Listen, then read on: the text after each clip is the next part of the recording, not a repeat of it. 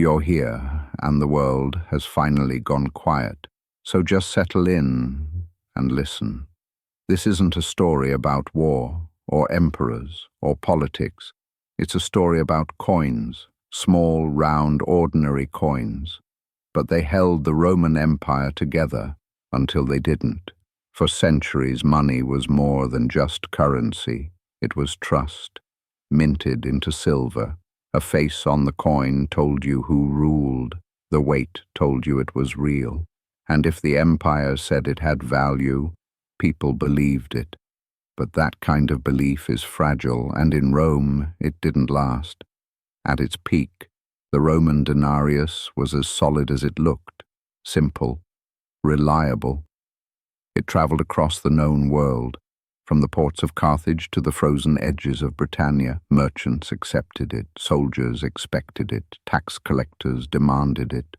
Rome didn't just conquer land, it conquered certainty. But behind the shine of every coin was a quiet problem. Wars were expensive, emperors were greedy, and silver was running out. So Rome did what many would do after them. It started cutting corners, literally. They melted old coins, mixed in cheaper metals, stamped the same seal on something worth less. It worked for a while. But one day, a merchant bit into a coin, and it bent. Softer, lighter. Wrong. He looked down at the emperor's face and realized something had changed. And once the money stopped making sense, so did everything else. After all, a coin is only worth what someone believes it is, and Crassus understood that better than anyone. Marcus Licinius Crassus, Rome's richest man. He wasn't a war hero, he wasn't a politician. He just understood one thing. When everything is on fire, someone still gets paid. In the heart of Rome, fires were common. The buildings were packed. The wood was dry. The streets were narrow. And every spark was an opportunity. Crassus formed his own fire brigade, made up entirely of slaves he owned. But when a house caught fire, they didn't rush to put it out. They waited. They found the owner. And they made an offer. Sell me your property, right now, for almost nothing. The man would argue, his neighbors would shout, and the flames would rise. Only when the papers were signed would the fire brigade move in. Crassus bought Rome one burning building at a time.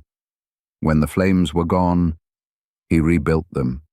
Cheap stone, cheap labor, high rent, and he got richer. Every time someone lost everything. That's the thing about wealth in Rome. It wasn't always earned. Sometimes it was collected, quietly. While everyone else was looking at the fire, Rome didn't just have money, it needed money to survive, not just to build roads or aqueducts, not just to fund temples, theaters, and colosseums, but to keep the entire empire breathing. You see, Rome wasn't just land, it was a machine, a living system built on trade, conquest, and control, and every part of that system ran on silver. First came the taxes, from farmers in Latium, merchants in Antioch, governors in Gaul. Everyone paid, sometimes in grain or salt or wine, but eventually in coins, denarii, sesterti, aurae. All of it flowed inward, from the outer provinces to the imperial center, to the mints, the treasuries, the vaults beneath marble floors. But money in Rome didn't sit still. It moved. That silver paid for bricks and bridges. It bought the silence of senators, the loyalty of client kings, and above all, it paid soldiers. The Roman army wasn't just big, it was everywhere. North Africa, Judea, the Rhine, the fog-covered edge of Britannia, hundreds of thousands of men, and every one of them expected the same thing, a coin, on time, in full, because when pay was late, discipline crumbled, and when pay stopped, well, soldiers didn't just desert, they revolted. They crowned their generals as emperors. They marched on Rome itself. So what did the emperors do? They printed more coins. The mints burned day and night. Silver hammered into circles, stamped with power, but silver was running out. Mines were slower, war was constant, and greed was eternal. So the silver got thinner. First they mixed it with copper, then bronze, then tin. The coins still looked Roman. They still carried the emperor's face. They still passed hand to hand, city to city, but they weren't the same. The soldiers didn't notice, not at first. They spent their wages, bought bread, sent coins home, but their wives noticed, their merchants noticed. A denarius that once fed a family now barely bought a meal, and slowly prices crept up. Not because things were worth more, but because the money was worth less. The trust behind the coin was cracking, and with it, the trust behind the empire. Because Rome didn't run on gold, it didn't run on slaves, it didn't even run on legions. It ran on belief that the coin in your hand meant something, that behind that silver circle stood something eternal. But when that belief began to fade, so did everything else. The first crack didn't start with collapse, it started with a shortcut, and with a man named Nero. By the time he rose to power, Rome was already vast. Its borders stretched from Britannia's freezing fog to the burning sands of Arabia. Its legions patrolled mountains, rivers, seas. Its temples towered above every skyline, and gold flowed like wine. But Nero didn't want to expand the empire. He wanted to beautify it. He built concert halls and bathhouses. He gilded palaces in marble and silk. He poured money into games, parades, and monuments. Rome became a theater, and Nero its star. But performance is expensive. Behind the grand fountains and painted walls, debts began to multiply.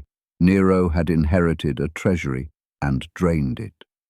Grain shipments stalled, troops needed pay, the East was boiling into war, and back home, unrest simmered quietly. So Nero did what emperors had long feared to do. He touched the coin. Rome's money was sacred, a promise cast in metal. Every denarius and was meant to be silver, real silver. But Nero was clever. He didn't announce it. He simply reduced the silver content, quietly, gradually. The change was small, at first, just a few percent.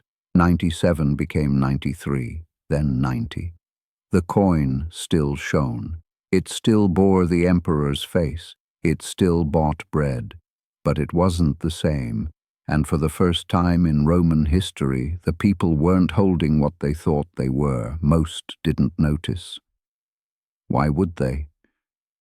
Coins clinked the same in your pocket. Bread still baked. Markets still buzzed. But some noticed. Merchants, bankers, provincial tax collectors, the people who weighed coins, measured purity, traded across borders. And once they knew, they didn't forget. Because debasement isn't just economic, it's personal. It says, the value you hold is not the value we promised. And if that value can shift once, it can shift again. Nero had taken a shortcut, and in doing so, he cracked the foundation of Roman money. Because money is more than metal, it's memory. The memory that yesterday's coin will still matter tomorrow. Once that fades, once doubt enters the system, you don't just lose silver, you lose faith. And in Rome, that loss would spread slowly, silently, like rot beneath marble. Nero died with gold in his halls and doubt in the streets. And every emperor who followed would find that shortcut tempting. Because silver runs dry, but lies can be minted forever. Nero's shortcut didn't die with him. It became a playbook. The emperors who followed, Galba, Vitellius, Vespasian, inherited a crumbling peace. They also inherited Nero's trick. They'd seen how it worked, how a small change to a coin could fund an army, calm a mob, build a monument. And so, in times of need, they reached for it. They shaved the silver, stretched the metal, mixed in copper, bronze, tin. Just for now, they told themselves, just until this war ends, just until the grain shipments return. But war didn't end, and grain never arrived on time. And so, the shortcuts continued. Rome was entering its most fragile century. In 69 CE, just 1 year after Nero's death, the empire spiraled into chaos, the year of the 4 emperors. 4 men, Galba, Otho, Vitellius, and finally Vespasian, rose and fell in quick succession, each claiming the throne, each buying the loyalty of legions. And loyalty had a price: coins, minted quickly, spent generously, and with each new emperor the silver grew thinner. It wasn't obvious to most. The coins still carried imperial faces, still bore Latin inscriptions, still glittered in the sun. But the weight was changing. The texture felt wrong. Bankers noticed. Tax collectors noticed. Traders began to sort coins into piles, the good, the bad, the nearly worthless. Some started melting them down. Others hoarded the older silver issues, the real coins, waiting for a day when trust would run out. The government tried to keep up. They issued new coins, rebranded old ones. One of the boldest attempts came with the Antoninianus, a coin introduced in the 3rd century that claimed to be worth 2 denarii. But it wasn't even worth one. It was bigger, yes, shinier, but under the surface it had far less silver than even a single denarius once had. The government didn't lie outright. They let the people believe. They let the shine speak louder than the substance. And people, at first, played along, because they had to. But doubt was growing. In marketplaces across the empire, scenes began to repeat. A soldier handed over his pay only to find that merchants demanded more. A baker raised the price of bread, not because he was greedy, but because the coin could no longer buy the flour. People began testing currency, biting it, scraping it, holding it to the sun. In some regions, gold coins were hoarded. In others, foreign currency was preferred. And all the while, inflation crept like smoke through a crack in the wall, slowly, invisibly. Then, everywhere, a cloak that once cost 20 denarii now cost 50. A horse that once cost 100 now fetched 400. And the legions, they noticed. Soldiers demanded raises. Officers promised them. More coins were minted. More silver was diluted. The empire had created a loop. More coins, less value, higher prices, more unrest. And to calm that unrest, more coins again. The monetary machine was overheating, and the state couldn't stop feeding it. Emperors came and went. Each one tried to stabilize things. Some raised taxes, others slashed spending. A few even tried to restore the purity of the coin. But once the damage was done, there was no going back. The people no longer trusted money, and when trust dies, all that remains is barter, black markets, and blood. By the late 3rd century, entire provinces were rejecting Roman coins. Armies paid themselves with loot. Governors minted their own currency, stamped with their own names. Rome, once bound together by silver, was fracturing, and all of it had started with a few shaved grams of metal. A single shortcut, repeated, multiplied, and finally escaped By the middle of the 3rd century, the silver was gone, not technically, not on paper, but in truth, it had vanished. What once made a Roman coin valuable, its weight, its purity, had been eroded piece by piece.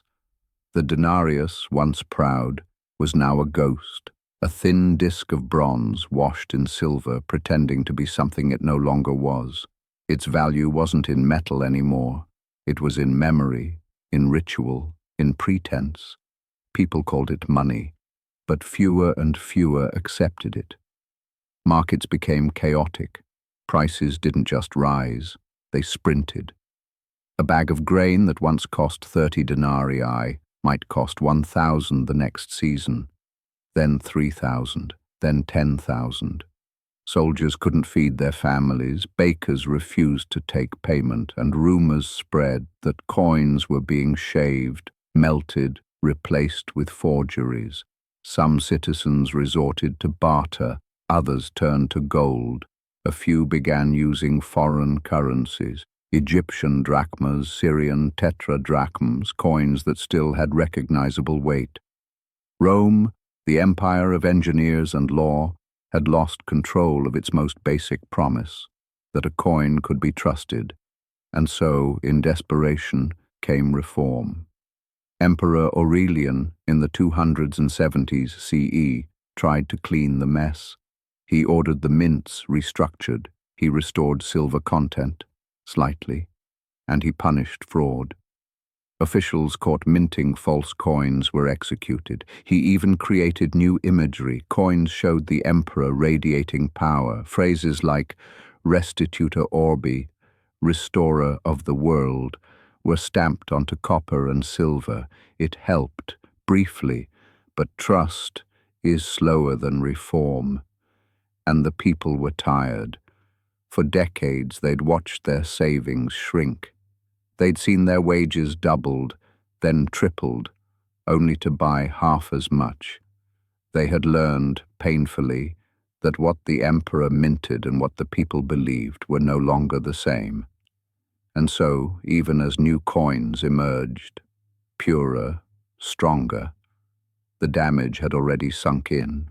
Rome's economy became schizophrenic. Some provinces refused the new coins. Others accepted them, but only by weight. In some regions, transactions returned to barter entirely.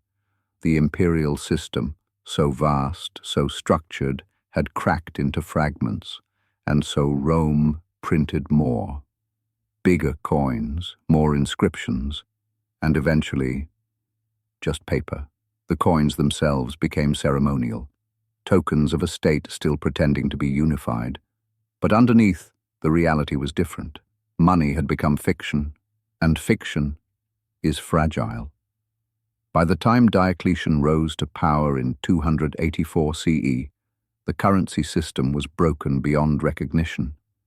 His response was dramatic, a complete monetary reset, new coins, new taxes, a sweeping price edict across the entire empire. He fixed wages, fixed trade margins, fixed what could be sold and for how much. It was one of the largest economic interventions in human history, and it failed, not because the idea was flawed, but because trust had already collapsed. You can reset coins, you can change symbols, but you can't legislate confidence. The people didn't believe in the coin anymore, and no emperor could change that with a decree. Rome would continue, but its golden age was over. The Silver Age had ended in rust. Rome had been ruled by emperors, but by the late 3rd century, it was ruled by crisis. Emperors rose and fell in months. Civil wars flared across the provinces. Germanic tribes pushed at the northern borders. Persian armies pressed from the east. And the money, the one thing meant to bind it all together, had lost all meaning. By 284 CE, Rome needed more than a leader. It needed a reset. And it got one, in the form of a man named Diocletian. He didn't rise like Nero with charm and poetry. He rose like a hammer, a general, a reformer, a man who believed order came from control. His first act, split the empire, not collapse it, divide it, east and west, 2 emperors, 2 Caesars under them, 4 rulers, 1 Rome. That wasn't just political, it was logistical, because Rome had become too big to govern, too broken to fix with 1 pair of hands. But division wasn't enough. Diocletian turned to the economy. The money system had failed. Coins had become symbols, weightless, worthless, untrusted. So he launched one of the boldest experiments in economic history, a price edict, etched in stone, posted across cities, over 1,000 items, from wheat to sandals to a haircut, given maximum prices. Violators were punished, hoarders executed. He fixed wages, set profit margins, controlled shipping costs. In theory, it was brilliant. A drowning empire throwing out an anchor. But the sea didn't calm. Merchants refused to sell. Goods vanished from stalls. Black markets bloomed. Smugglers thrived. Prices couldn't be controlled because trust couldn't be commanded. And still, Diocletian kept building. He reformed the coin, introduced the follis, a new copper coin with a thin silver wash, reorganized the mints, and issued gold coins, the aureus, to restore credibility. But the damage ran deeper than any alloy. People didn't want reform, they wanted certainty, and Diocletian could only offer control. Taxes rose, not in coins but in kind. Grain, cloth, livestock, whatever the state could use, it demanded. Bureaucrats expanded, paperwork multiplied, penalties for evasion grew harsher. The empire became a system of extraction, a machine not of trade, but of requisition. And beneath it all, the coin still spun, duller, lighter, symbolic. Even Diocletian's new gold couldn't circulate freely. It was hoarded, taxed, reserved for the elite. For everyone else, commerce felt more medieval than imperial. Barter returned in the countryside. Soldiers took rations over wages, and shopkeepers measured value in onions, not auri. The Roman economy hadn't healed. It had changed shape. The coin had lost its central role, not by decree, but by erosion. Diocletian had tried to impose order, and for a time it looked like he succeeded. Grain flowed again. Armies stood their ground. The empire looked strong, but it was a strength made of scaffolding. When he abdicated in 305, he left behind a system no one else could carry. It was too rigid, too complex, too afraid to bend, and destined to break. The coins remained in circulation, but their power, the belief they once carried, had already slipped away. Rome had bent, but it hadn't yet broken. After Diocletian, the empire limped forward, fractured, overtaxed, brittle, but intact. And then came a new name, Constantine. He didn't just want to restore Rome, he wanted to reforge it. Where Diocletian had split power, Constantine seized it. Civil war, bloodshed, betrayal, and then, finally, one emperor again. Constantine brought unity, and with it, a new kind of coin, not silver, not copper, but gold, the solidus, a gleaming, stable, finely measured coin, struck with near-perfect consistency, issued across the empire. Its purity didn't fluctuate, its weight didn't lie. It was, in some ways, everything the denarius had failed to be.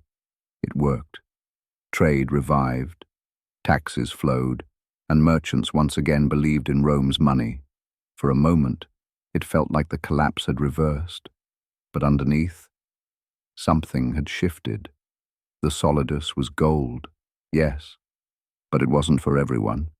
The empire didn't pay its soldiers in solidi. It didn't pay its workers, its clerks, its laborers. Gold was reserved, hoarded, used for tribute, diplomacy, the elite. For the rest of the empire, a patchwork of coins remained: copper, lead, bronze, often so degraded they needed to be weighed before acceptance. So yes, Rome had a strong currency again, but it lived in a different world, a world of senators and generals, not of bakers or farmers, and that divide would only grow. Constantine didn't just build a coin, he built a city, Constantinople, a new Rome, a glittering capital in the east, far from the chaos of Italy. There the solidus became king. Markets functioned, mints operated cleanly. Byzantine merchants came to trust the gold so deeply that centuries later they still used the same coin. For 700 years, the solidus endured. But while the East enjoyed stability, the West deteriorated. Its mints closed, its coins devalued. The solidus didn't flow westward, and when it did, it was often melted or hidden. This wasn't one empire anymore. It was two economies, one of gold and faith, the other of substitutes and improvisation. Constantine may have saved Rome's image, but the divide he created, gold for the few, rot for the rest, would accelerate its fall. In the years after his death, barbarian pressures grew, and so too did internal tension. Rich eastern cities traded with Persia and India. The West barely fed itself, and in this lopsided world the gold coin glittered like a crown atop a crumbling foundation.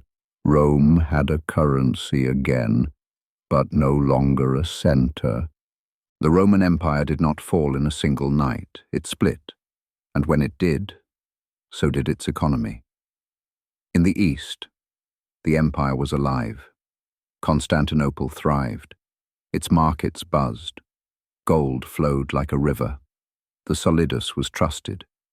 Merchants weighed it with respect. Foreigners accepted it with certainty. It became more than a coin. It became a symbol of imperial strength, of honest trade, of civil order. A gold coin. That bought real things. That paid soldiers. That crossed borders. The East built a financial culture around it, stable, elegant, self-sustaining. And in the West, the picture was different. The mints were still. The mines were dry. The soldiers weren't paid in gold. They were barely paid at all. Rome, the city, was a shell, ruined aqueducts, fallow fields, temples stripped of stone and melted down for scrap. The Western treasury was empty, but its debts were alive. Barbarians were paid to not invade. Governors bribed to stay loyal, but you can't bribe forever, not when the money means less each month. Gold was hoarded. Bronze was cut.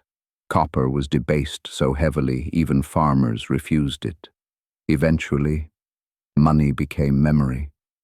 The West functioned on grain deliveries, tax exemptions, and favors. Trade collapsed, roads overgrew, cities shrank. Some places issued their own coins. Local lords, regional strongmen, each smaller, each weaker, but the East still shined. Byzantine gold passed from Venice to Baghdad, from Alexandria to Constantinople, with hardly a question, while in Gaul or Hispania, a merchant might carry coins from 3 different rulers and trust none of them. This wasn't just a political divide, it was a monetary one. And money is culture. The East wrote laws around commerce, built banking halls, trained accountants. The West prayed for tribute. The East saw wealth as a system. The West saw it as a gamble.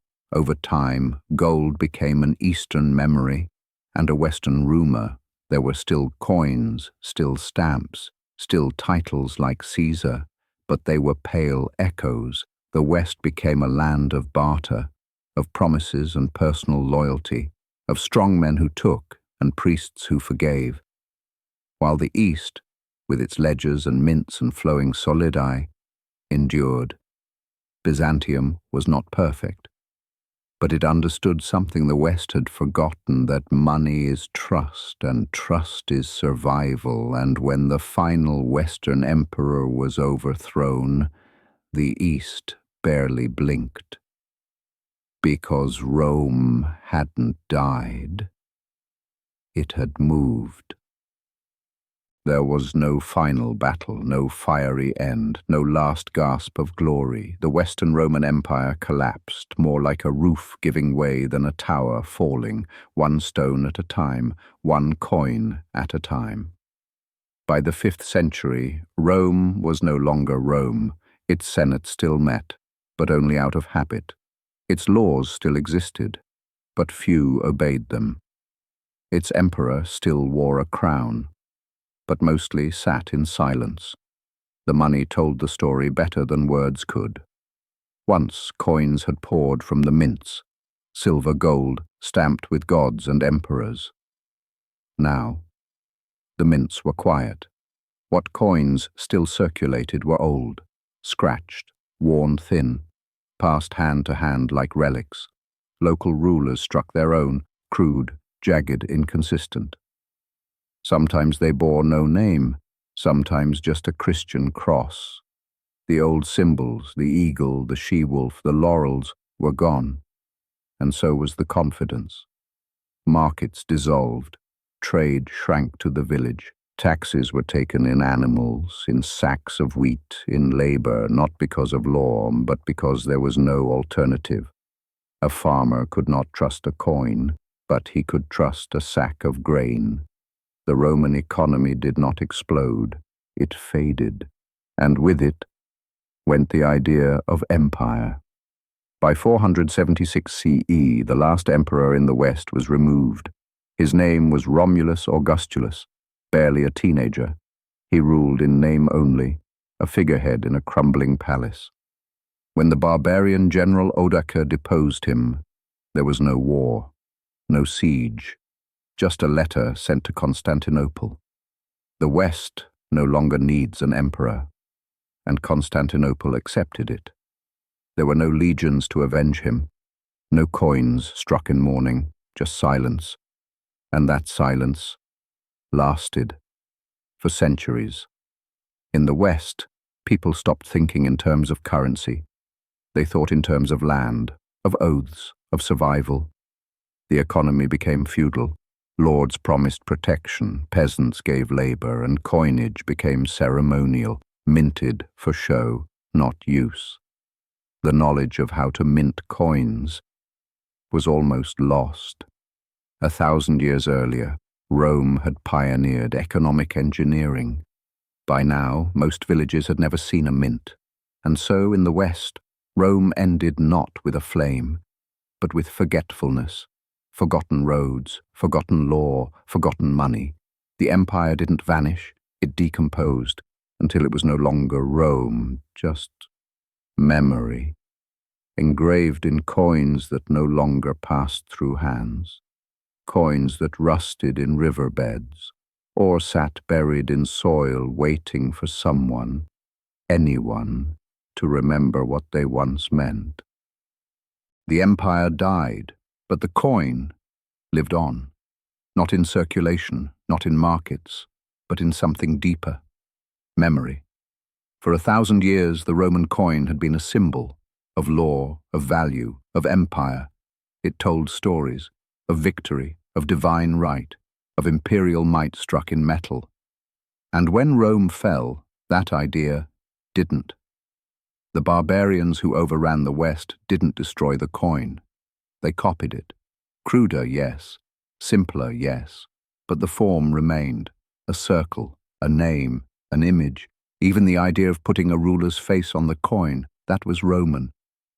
Before the empire, coins bore gods. Rome made the emperor into the god.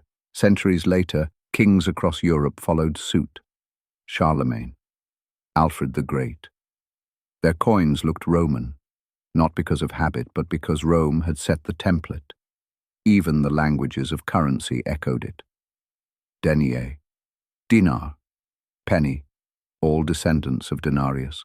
And what about the imagery? Laurels, eagles, shields, those didn't fade, they were reborn, on crowns, crests, even the dollar bill. And what Rome understood, what it embedded in every coin, was that money is not just metal, it's message, trust, order, continuity. That's why every emperor rushed to strike coins, not just to pay the army, but to be seen, to exist in the hands of the people, and that legacy shaped how the world saw authority. Today, every central bank owes a debt to Rome, not for its brilliance, but for its audacity, the willingness to say this is worth something because we say so. That idea outlived the Republic, outlived the emperors, outlived the city itself. You can hold a Roman coin today, struck under Nero or Constantine, and it still feels powerful, not because of its gold content, but because it was believed in. Belief is heavier than gold, and Rome proved that belief could be shaped, smelted, stamped, circulated. It could travel faster than legions, outlast temples, cross borders without ever drawing a sword. In the end, the coin wasn't just a tool, it was an idea, minted into matter, a promise passed from hand to hand. And that idea still lives in every coin, every note, every digital dollar flickering through fiber optic cables. Rome is gone, but its money never left us. Empires rise, empires fall, but money whispers through the ruins. The Roman coin may be gone from our pockets, but its shadow isn't. Today, we live in a world that feels very different, and yet familiar.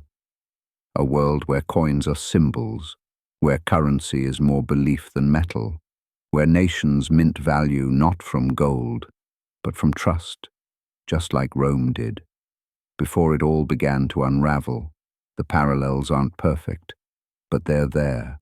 Rising costs, stretched militaries, political gridlock, the quiet devaluation of things that once felt certain. Rome didn't fall because it ran out of silver. It fell when its citizens stopped believing in the silver they had. Because money is not just minted, it's maintained by laws, by institutions, by faith. Break that, and the metal means nothing. In the end, Rome's economy didn't die in a blaze. It corroded, quietly, in back rooms and mints, in kitchen stalls and marketplaces, a slow, soft collapse. And that's what makes it echo so loudly, because collapses don't always look like war. Sometimes they look like drift, like a coin that no longer buys what it used to, like a promise unkept, like a price tag that makes no sense anymore. We still use money every day. We check balances, we swipe cards, we send numbers across screens. But how often do we think about the belief underneath it all? Every note, every coin, every dollar is a tiny empire built on trust. And trust, as Rome taught us, is the most fragile empire of all. So next time you hold a coin in your hand, pause. Think of the hands it echoes, of legions, of merchants, of emperors, of the fires it once survived, of the empire it once served. And ask yourself, if we lost that trust today, would we even notice? Or would it drift away, quietly, like Rome?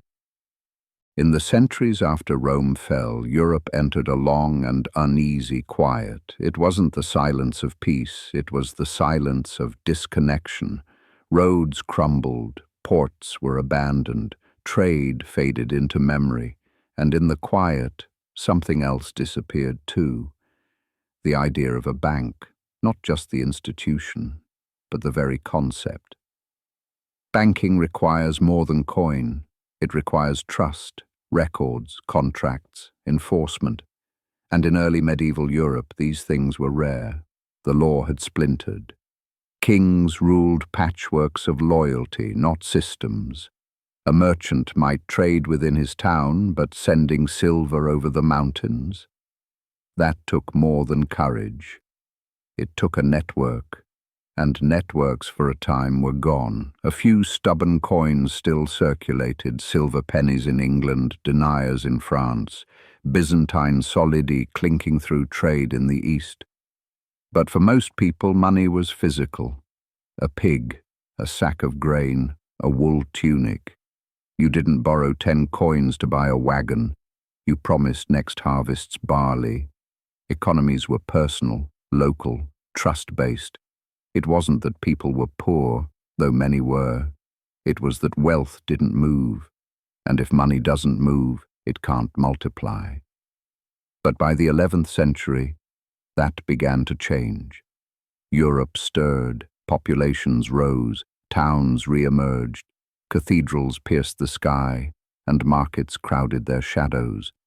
And as merchants started to travel again, so too did the need for finance. How do you carry value from Paris to Venice? How do you pay a ship captain in advance? How do you insure goods that may not survive the Alps? These weren't philosophical questions. They were practical problems, and they needed solutions.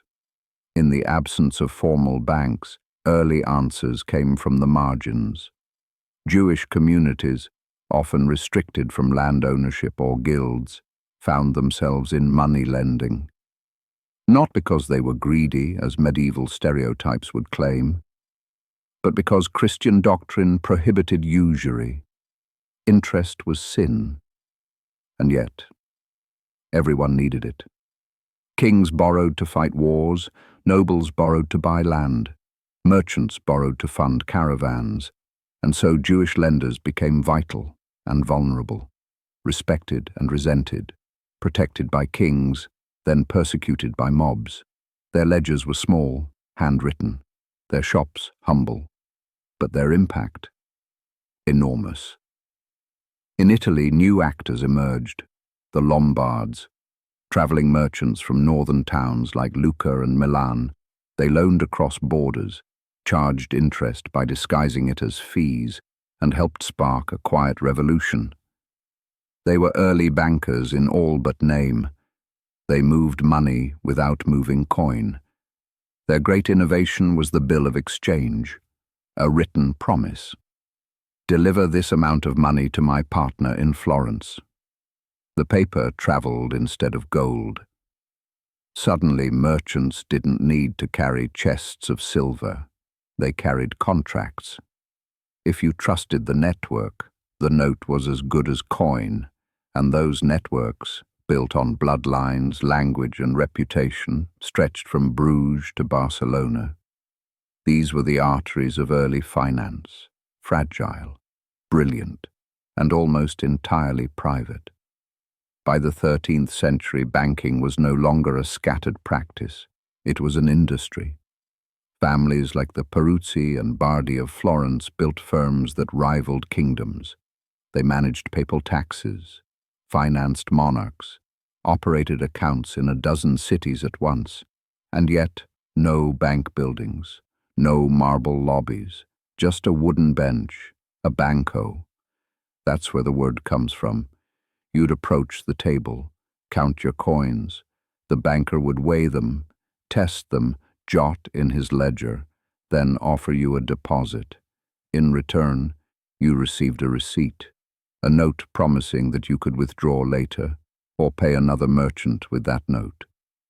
This was the beginning of checks, of paper money, of banking as a mechanism, not just a loan, and behind it all, trust.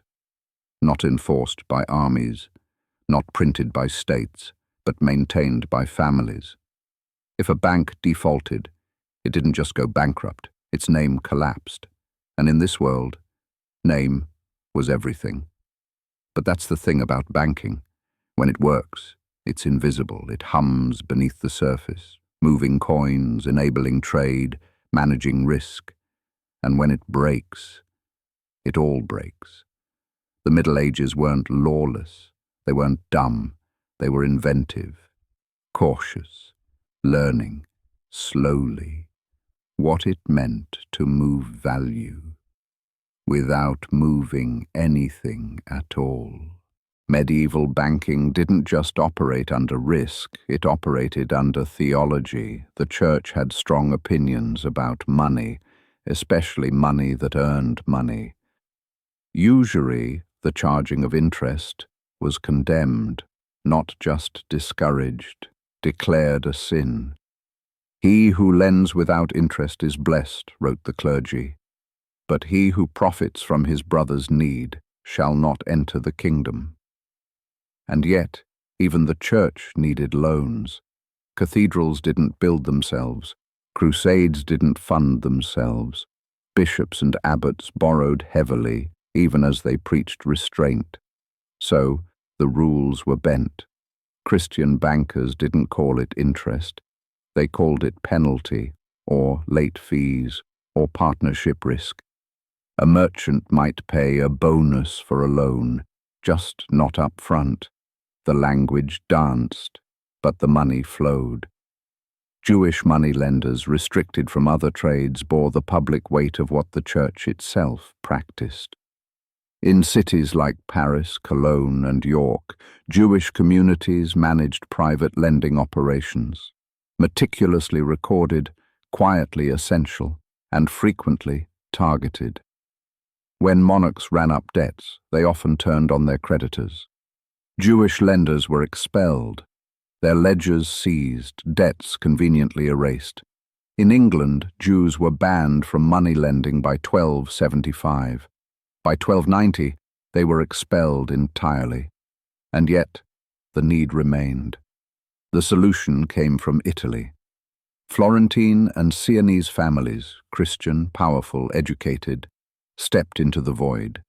The Peruzzi, Bardi, and later the Medici created financial empires cloaked in legitimacy. They lent money to kings and popes. They financed entire states.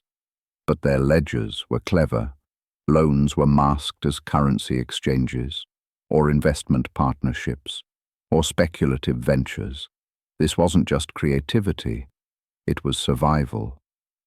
If the church accused you of usury, your wealth meant nothing, but if you operated just outside the definitions, if your terms were in Latin, your record sealed, your interest disguised, you could do quite well. Behind closed doors, popes themselves borrowed enormous sums. Entire crusades were underwritten by bankers, and across Europe the hypocrisy quietly became normal. Theologians debated, merchants ignored them. In Venice, double-entry bookkeeping emerged, allowing firms to track debits and credits with astonishing precision. Bankers became mathematicians. Their books grew more complex. They used symbols, abbreviations, ink colors, not for beauty, but to survive audits. This was accounting born from fear, but it laid the foundation for modern finance. The church eventually softened. By the 15th century, interest was tolerated, within reason. But by then, the bankers no longer needed permission. They had created their own world of credit, contracts, and capital. And like any world, it had its disasters. The Peruzzi failed. The Bardi collapsed. Their loans to English kings were never repaid. Bankruptcy was born. The word comes from banco rotto. In the high Middle Ages, Europe, when a banker failed, his bench was literally smashed in the market square. Pilgrims walked south to Santiago, to private failure. Merchants sailed west, new benches always north to Bruges. New ledgers opened, and all of them faced the same problem. Because by now, banking wasn't a sin. How do you carry money safely across a world that isn't safe? And despite the risks in forests, the profits were too great to the rivers. Border guards demanded taxes or bribes, and if you carried a bag of silver, you were a target. That's where the Templars came in. The Knights Templar are best remembered as warriors, armored monks, sworn to God and trained for battle, but they were also bankers. With outposts across Christendom, from London to Acre, they offered something far more valuable than swords. A system. A pilgrim could deposit coin in Paris and withdraw it in Jerusalem. The Templars gave them a letter, a kind of early check, encrypted and notarized. It listed the amount, the identity, a signature known only to the order. No coin crossed the sea, just parchment. If the letter was lost or stolen, it was worthless. This wasn't just safer, it was revolutionary. For the first time, an ordinary person could move wealth through paper. No need for coin purses or armed escorts, just faith in the institution. The Templars kept meticulous ledgers, double entry before it was fashionable. They charged fees, made investments, even lent money to kings.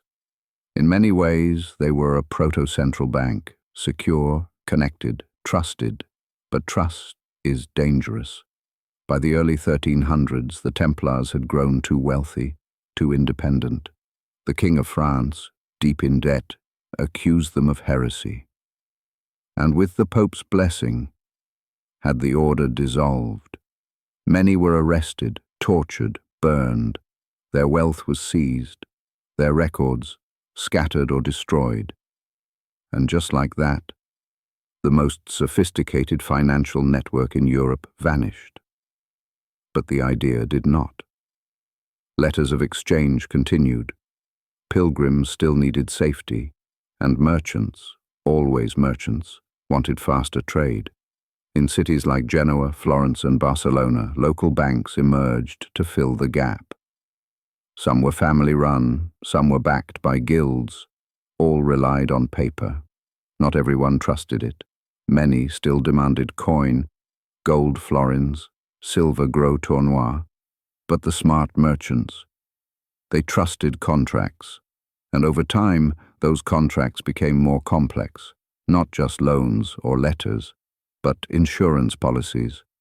If this ship fails to reach port, we will pay 60% of the cargo's value. Risk turned into math, and paper, once a symbol of fragility, became the most powerful tool in Europe's economy. You could borrow, invest, insure, and settle debts across thousands of miles without ever touching a coin. It wasn't magic, it was trust at scale. And it was happening. 300 years before modern banks were born. If medieval banking had a capital, it was Florence, stone towers, red rooftops, church bells echoing over narrow streets. This was the home of wool merchants, goldsmiths, tax farmers, and bankers. The city minted its own coin, the florin, a small gold disc stamped with a lily. It became the dollar of its day, trusted, portable, unchanging in weight and purity. But the real power wasn't in the gold. It was in the families who moved it. Among them, one name rose highest, Medici. They began modestly, traders, currency changers. But by the late 1300s, Giovanni di Bicci de' Medici had built a bank, not just a shop, but a network. He opened branches in Rome, Venice, Geneva, and Bruges. Each staffed by trained partners, each linked by coded letters and traveling couriers. This wasn't just bookkeeping, it was infrastructure. The Medici kept separate ledgers for each branch, updated weekly, sometimes daily. They used complex accounting, double-entry, balance sheets, foreign exchange tricks. They traded not only in currency, but in information.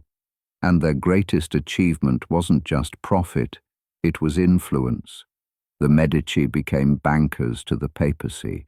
They managed church revenues, financed cathedral construction, handled taxes collected from across Christendom. In return, they earned favor and access. They could lend to kings and know the crown would listen. They could fund merchants and shape entire trade routes. They even controlled who became bishop. But all this power lived on a razor's edge. A few bad loans, a royal default, a branch mismanaged abroad, and the whole structure could collapse. The Medici survived longer than most.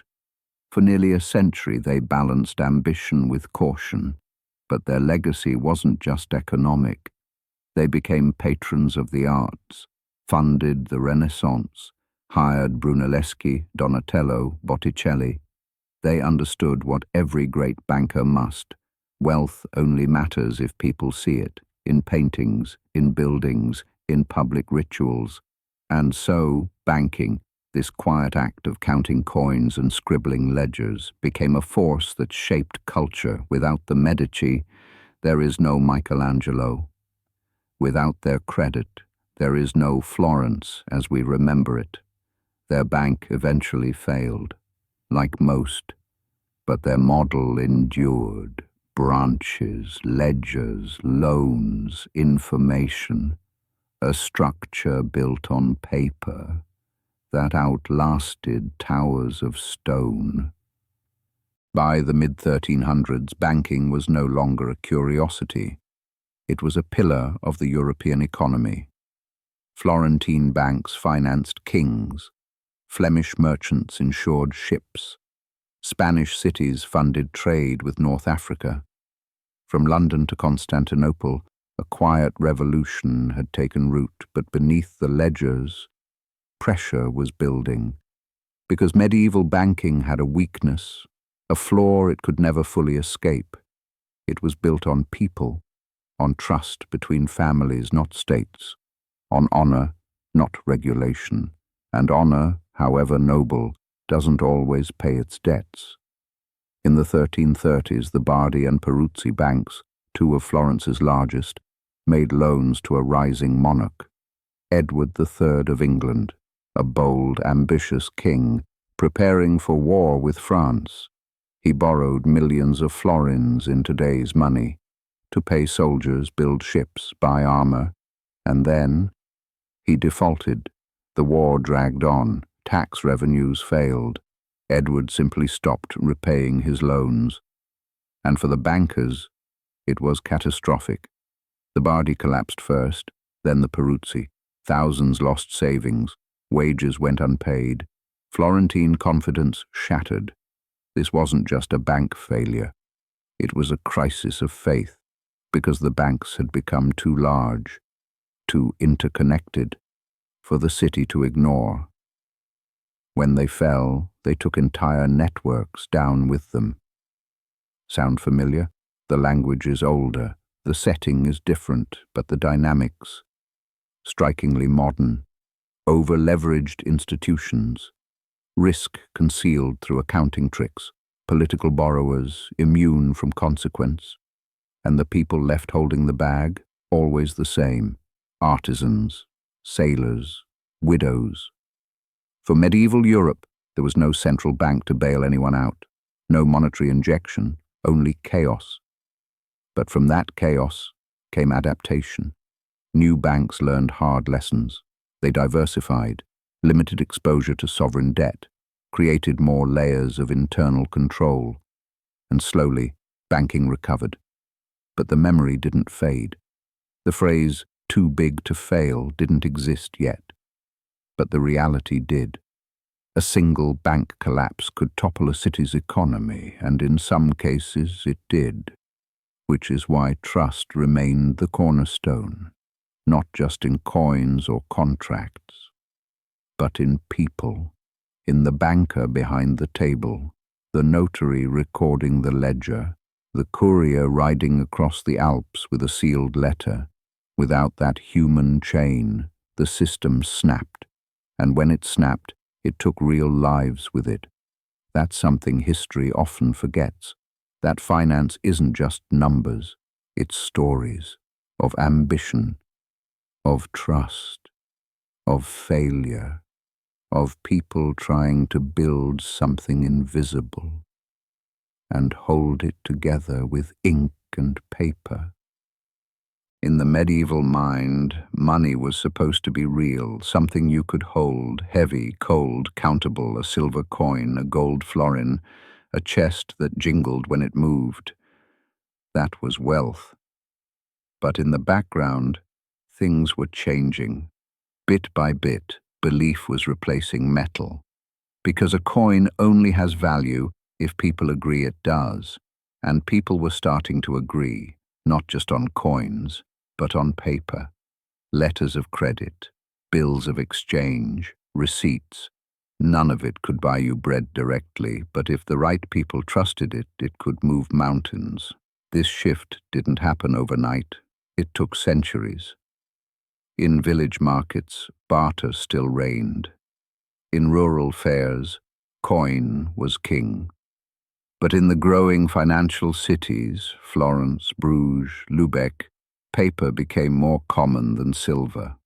A wool merchant in England could sell to a buyer in Pisa without either touching coin, through ledgers, agreements, signatures on parchment validated by witnesses. The merchant got paid, the buyer got cloth and the money. It never physically moved. This was a profound psychological shift. For thousands of years, wealth had been tangible, a cow, a gem, a coin. But now, wealth could exist. In writing, in trust, in memory. You didn't need to carry money. You needed to carry reputation. That's why medieval banks were obsessed with records, pages upon pages of debts and repayments, stored in ledgers bound with leather and stitched by hand. Some banks even hired memory clerks, individuals trained to recall transactions in case records were destroyed. In an age of fire and flood, memory was insurance. But all this abstraction had a cost. For many, it felt unnatural. Was it honest to profit from a piece of paper? Was it moral to lend a thing that didn't exist yet? Theologians still debated. Poets wrote of greedy lenders and invisible wealth, and ordinary people they just tried to keep up.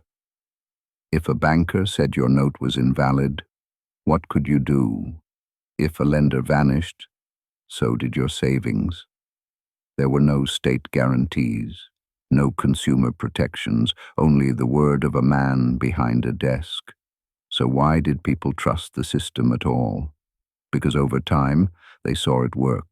The paper got goods delivered, the letters got paid, towns prospered, markets grew, and when trust proved reliable, even skeptics began to believe. Slowly, society internalized the idea that money didn't have to shine, it just had to mean something. That was the great medieval lesson, not in gold, not in paper, but in belief. Banking wasn't just arithmetic. It was imagination, and once that idea took hold, there was no going back. By the late 1400s, something remarkable had happened. Banking, once a scattered personal craft, had become an institution. Families like the Medici still mattered, but they weren't alone anymore. Cities began creating banks of their own, not just private firms, but public banks. In Barcelona, a city-run bank opened in 1401. It was called the Taula de Canvi, the Table of Exchange. Located inside the city hall, overseen by officials, audited by the state, its job to stabilize money, offer deposits, handle public accounts. It wasn't flashy, but it worked. The idea spread. Genoa established its own, the Casa di San Giorgio, not just a bank, but an institution that collected taxes, issued loans, and even administered territories. It ran like a proto-central bank. By the 1500s, Venice joined in. The Banco della Piazza di Rialto handled state funds, deposits, and trade credit, and banned cash from its books entirely. All transactions were by ledger. This was a leap forward. Banking without coin, without even touching silver. just balances. These banks didn't just serve kings or nobles, they served cities, and behind each was the same goal: stability. After a century of panics, collapses, and defaults, towns wanted order, and public banks offered it, with public oversight, transparent books, and standardized practices. They couldn't stop all fraud, but they made it harder. For merchants, it meant something powerful. You could trust your deposit. For cities, it meant independence. You didn't need to beg private families for loans. You had your own vault. And for Europe, it meant momentum. Banking had outgrown the family bench. It had become a system, one that could survive a death, a scandal, or a war, and keep the ledgers running. But not every region advanced equally. In much of Northern Europe, distrust still lingered. Monarchs preferred taxing to borrowing. Towns relied on guilds or personal credit. England, for example, had no public bank at all until the late 1600s. But even there, change was coming. The seeds planted in Florence and Venice would eventually sprout across Europe. By the 16th century, bankers spoke across borders. Currencies were tracked. Bills of exchange passed from Antwerp to Lisbon, and the abstraction of money, once feared, became a tool of empire. Paper financed fleets, ledgers armed soldiers. The age of merchant capital had begun, and medieval banking, slow, cautious, religiously fraught, gave way to something faster, less personal, more global. The foundations were in place, and something new was rising. Today, the medieval world feels distant. No banks on benches, no parchment contracts tied with wax. We carry plastic cards, tap phones, send digital currency across oceans. But behind it all are ideas born in the Middle Ages. Trust without touch, value without metal, risk without violence, and perhaps most importantly, memory without presence. A world where money doesn't need to exist in your hand, only in the right ledger. That's a medieval legacy. Because back then, people didn't just invent banking, they invented belief. Belief that a contract was as good as coin, that a debt in Bruges could be honored in Florence, that invisible forces, trust, math, record-keeping, were enough to build a functioning economy. In that way, the Middle Ages weren't a dark age. They were an age of quiet genius, one that took the chaos of collapse and slowly built something new. Banking wasn't inevitable. It wasn't a natural evolution. It was a solution, a way to move value across time and space without an army, without a sword. And though the men behind it often profited, they also built something bigger than themselves, a framework for cities, for trade, for nations. It's easy to forget just how fragile it was. One failed courier could upend a transaction. One royal betrayal could collapse an entire system. But still, it held. Generation after generation, scribes recorded, notaries verified, merchants believed, until belief became expectation, and expectation became infrastructure. From that infrastructure came the modern world, not all at once, but step by step, through Jewish lenders in Paris, Templars in Acre, wool merchants in Bruges, Medici clerks copying interest tables by candlelight. These were the true architects of modern banking, not by design, but by necessity. And the lessons they leave us are worth remembering. That money is trust. That systems are only as strong as the memory that sustains them. And that even in uncertain times, a few people, with nothing more than ink and paper, can change how the world moves.